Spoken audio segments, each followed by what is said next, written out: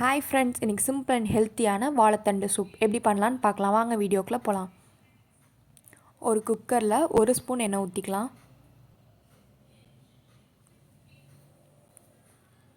எண்ணெய் சூடாயிடுச்சு. இப்போ இது கூட சோம்பும் சீரகமும் சேர்த்துக்கலாம்.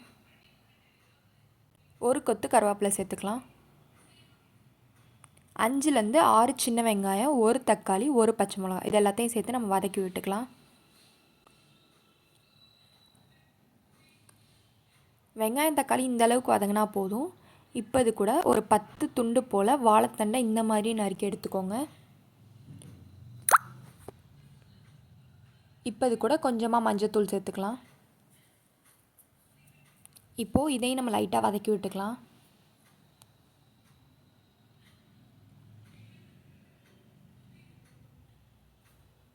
இப்போ இது கூட நான் 3 டம்ளர் தண்ணி சேர்த்துக்கிறேன்.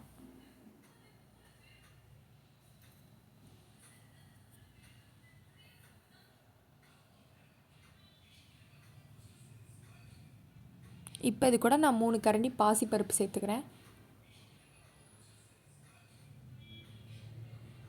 இது கூட 2 பல் பூண்டு சேர்த்துக்கோங்க. தேவையான அளவு உப்பு சேர்த்துக்கோங்க.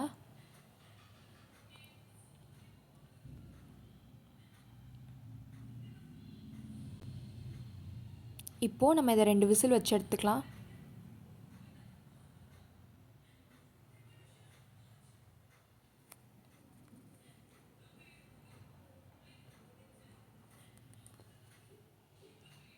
ப்ரெஷர் போயிடுச்சு. நம்ம ஓப்பன் பண்ணி பார்க்கலாம்.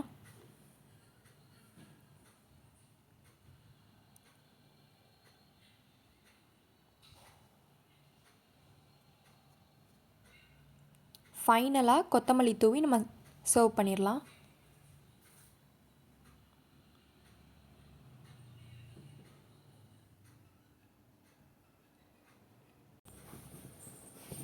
ஃபைனலி நம்மளோட சிம்பிள் அண்ட் ஹெல்த்தியான வாழைத்தண்டு சூப் ரெடி.